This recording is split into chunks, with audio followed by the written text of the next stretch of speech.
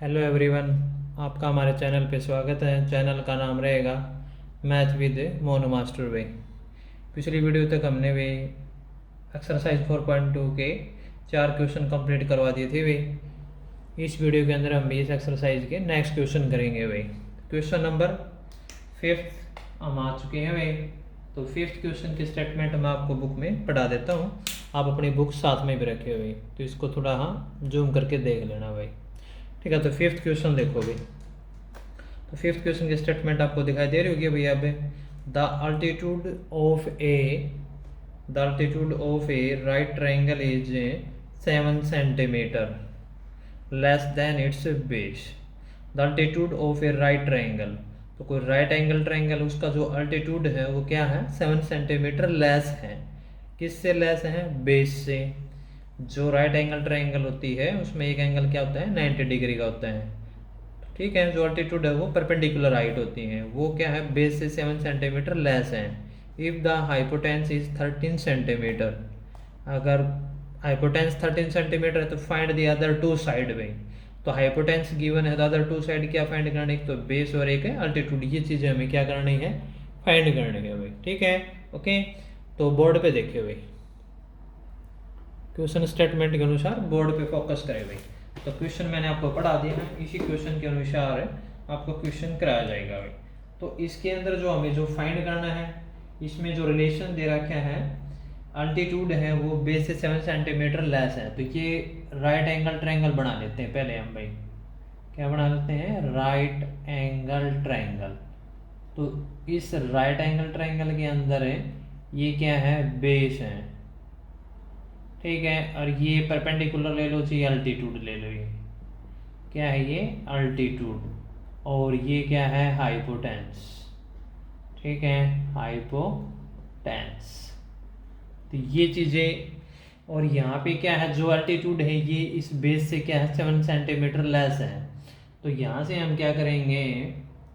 तो लेट है, यहाँ पे बेस है उसको लेट कर लेंगे भाई। क्या कर लेंगे?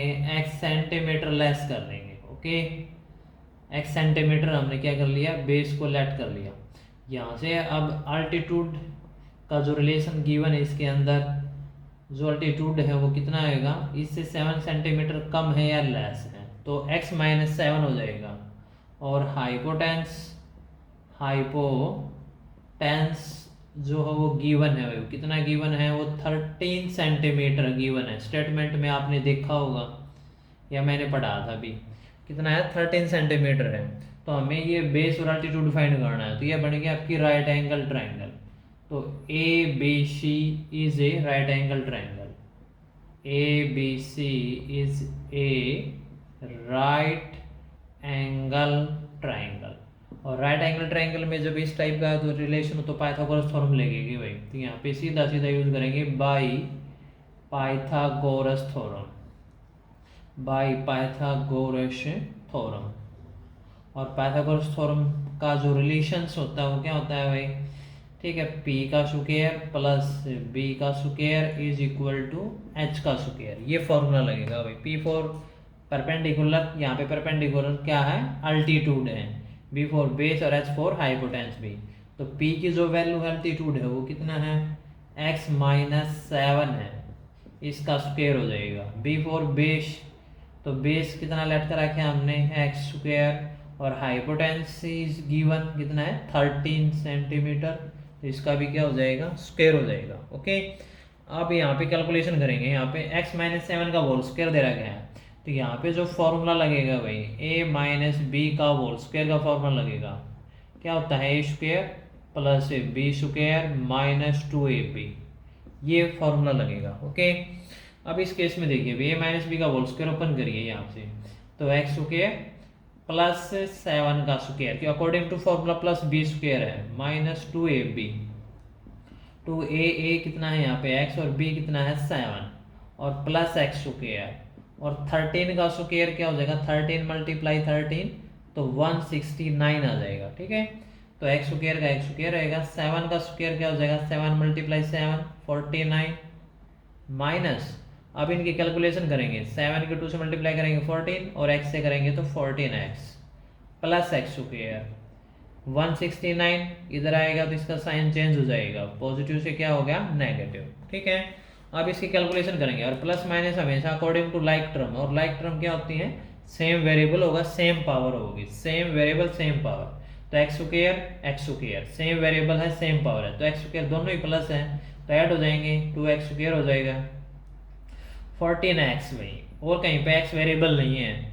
ठीक है, 49 पॉजिटिव और 169 नेगेटिव, तो प्लस माइनस माइनस साइन आएगा बड़ा नंबर का, बड़ा नंबर आपका है नेगेटिव का, तो 169 में से 49 माइनस कर दो कितना आ जाएगा 120 इज इक्वल टू क्या है 0। इतना समझ में आ गया भाई। अब यहाँ से हम क्या करेंगे 2 कॉमन आ जाएगा, तो यहाँ पे 2 कॉमन आने का मतलब इसमें से 2 कॉमन ले लेंगे यहाँ से, यहाँ पे एक्स स्क्वायर 2 से इसको डिवाइड करेंगे क्या आएगा 7x, और 2 से इसको डिवाइड करेंगे क्या आएगा 16। कॉमन मीन्स क्या होता है डिवाइड करना होता है। ठीक है, तो दिस इम्प्लाइज यहाँ से जो इक्वेशन आएगी आपकी एक्स स्क्वायर माइनस 7x और माइनस 60 इज इक्वल टू क्या आएगा 0/2। ये 2 मल्टीप्लाई में 0 का डिवाइड में हो जाएगा, 0/2 क्या होगा 0 होगा भाई। ठीक है, तो ये इक्वेशन इक्वल टू 0 आ जाएगी। अब हम इसके फैक्टर बनाएंगे भाई। ठीक है, तो फैक्टर बनाने का प्रोसेस मैंने आपको ऑलरेडी पहले ही बता रखा है, मैं अब भी बता देता हूँ भाई। ठीक है, इस प्रोसेस में हम करेंगे क्या भाई, इस इक्वेशन का कैलकुलेशन यहाँ पे करेंगे भाई। ठीक है, तो इसको हम क्या लिखेंगे x square minus 7x minus 60 is equal to 0। अच्छा, इस केस में हम क्या करेंगे, देखो a और c की क्या करते हैं मल्टीप्लाई, a कितना है 1 और c कितना है माइनस 60, दोनों की मल्टीप्लाई करेंगे तो माइनस 60 ही आएगा। ठीक है, और यहाँ पे अब लेते हैं b की वैल्यू, b की वैल्यू क्या है -7। अच्छा, इस केस में हम क्या करते हैं a और c की जो मल्टीप्लाई जो नेगेटिव है ना, तो ये जो b की वैल्यू आएगी ये डिफरेंस करने से आएगी। ठीक है, और डिफरेंस का मतलब है कि एक पॉजिटिव साइन होगा एक नेगेटिव होगा। ओके, ये होता है। अब यहाँ पे देखो 60 के फैक्टर बनाएंगे हम, तो 60 के यहाँ पे फैक्टर बना लो। ठीक है, 2 से यहाँ पे क्या आएगा 13, 2 से यहाँ पे क्या आएगा 15, 3 से यहाँ पे क्या आएगा 5, और 5 से यहाँ पे क्या आएगा 1। तो ये इसके प्राइम फैक्टर बना लिया। अब इनकी कैलकुलेशन करके देखो, डिफरेंस तो क्या चाहिए -7। ठीक है, डिफरेंस -7 चाहिए, तो इनकी मल्टीप्लाई करके देखो भाई। देखिए 2 की मल्टीप्लाई करेंगे और 4 के 3 से मल्टीप्लाई करेंगे 12, तो एक तो 12 का हो जाएगा, और 5 ये है 12 और 5 का जो डिफरेंस होगा क्या होगा 7। अच्छा, डिफरेंस नेगेटिव, इसका मतलब बड़ा नंबर क्या है नेगेटिव, तो छोटा नंबर क्या हो जाएगा ऑटोमेटिक पॉजिटिव भाई, क्योंकि हमें क्या साइन चाहिए एक नेगेटिव चाहिए और एक पॉजिटिव। ठीक है, आगे बात समझ में। और नेगेटिव कौन सा होगा, यहाँ पे b की वैल्यू पर डिपेंड करे, b की वैल्यू नेगेटिव है तो ये वैल्यू नेगेटिव, b की वैल्यू पॉजिटिव है तो ये वैल्यू पॉजिटिव हो जाएगी, यानी बड़ा नंबर। ठीक है, तो ये फैक्टर बनेंगे 12 और 5 के भाई। तो यहाँ से आप देखो एक्स स्क्वायर, अब मिडिल टर्म को हटा के इसके जगह हम क्या लिखेंगे माइनस का 12x and plus 5x and minus 16 is equal to 0। अब यहाँ से जो फर्स्ट टू टर्म्स है इसमें से x कॉमन ले लेंगे, तो यहाँ पे क्या आएगा x माइनस 12 आएगा। फिर इसके बाद लास्ट टू टर्म है इसमें से हम क्या कॉमन ले लेंगे 5 कॉमन ले लेंगे, तो यहाँ पे क्या आएगा x minus 12। Common means divide करना होता है, अब 60 को 5 से डिवाइड लगाएंगे तो 12 ही आएगा। ठीक है, इज इक्वल टू 0। अब x माइनस 12 फिर कॉमन ले लेंगे, क्योंकि यहाँ पे भी है और यहाँ पे भी है कॉमन, तो यहाँ पे ये x बचेगा और ये पॉजिटिव 5 और इज इक्वल टू 0। ठीक है, यहाँ तक समझ में आ गया रिजल्ट आपको ये। ठीक है, दो यहाँ पे देख लो भैया, तो ये x माइनस 12 और x plus 5 is equal to क्या आ गया 0। अब यहाँ से प्रोसेस क्या रहने वाला है, दोनों का प्रोडक्ट 0 है तो इनका जो प्रोसेस है अलग अलग है वो भी क्या हो जाएगा 0 हो जाएगा भैया, आइदर और के केस में। क्योंकि देखो इन दोनों का प्रोडक्ट 0 है, अगर ये 0 ले लेंगे तो 0 मल्टीप्लाई समथिंग करेंगे तो भी 0 आएगा, अगर ये 0 लेंगे तो ठीक है समथिंग मल्टीप्लाई 0 करेंगे तो भी क्या आएगा 0, और 0 मल्टीप्लाई 0 करेंगे तो भी 0 आएगा। इसका मतलब ये दोनों ही 0 लेने पड़ेंगे आइदर और के केस में। तो ये माइनस का 12 इधर आके क्या हो जाएगा पॉजिटिव, और ये माइनस का हो जाएगा पॉजिटिव, तो है ही है। ठीक है, और आपको पता है ये जो लेंथ, ये जो बेस अल्टीट्यूड हाइपोटेन्सी, ये वैल्यू ऑलवेज क्या होगी पॉजिटिव, इसलिए x इज इक्वल टू -5 ये वैल्यू क्या हो जाएगी रिजेक्ट, और ये वैल्यू क्या हो जाएगी सेलेक्ट में। तो शो, इसलिए यहाँ पे जो बेस हो जाएगा भाई base of right angle triangle, वो कितना आ जाएगा, एक्स की वैल्यू कितनी आ गई 12 सेंटीमीटर भाई। एंड देन अल्टीट्यूड जो हमें फाइंड करना था, अल्टीट्यूड वो कितना आ जाएगा भाई, वो x माइनस 7 है तो x की वैल्यू कितनी है 12 और -7 करेंगे तो क्या आ जाएगा 5 आ जाएगा। तो ये दोनों आंसर आ जाएंगे 12 एंड 5। समझ भाई बात आपको ये, ठीक है ओके। तो ये फैक्टराइज वगैरह आराम से कर लेना भी। यहाँ पे इसको मिडिल टर्म को सप्लीट करना भी बोलते हैं। क्या किया हमने यहाँ पे, मिडिल टर्म को सप्लीट किया है। जो ये मिडिल टर्म है ये 7x, इसको सप्लीट कर दिया। ये -7x को हम क्या लिख सकते हैं, माइनस का 12x एंड प्लस 5x। दोनों का अगर हम कैलकुलेशन करेंगे तो -7x से आएगा। तो इनके मिडिल टर्म को कुछ इस तरह से सेपरेट किया जाता है कि इन दोनों की जो मल्टीप्लाई होगी वो a और c के मल्टीप्लाई के इक्वल होगी। समझ में आ गई बात आपको ये। तो ये 5th क्वेश्चन आपका क्या हो गया, कंप्लीट भाई ओके।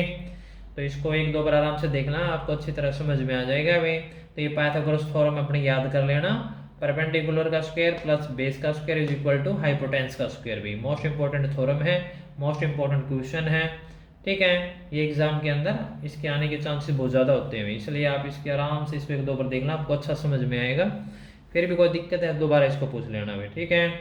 तो मन करके पढ़ते रहना भी, आगे बढ़ते रहना भी। जय हिंद, जय भारत भाई।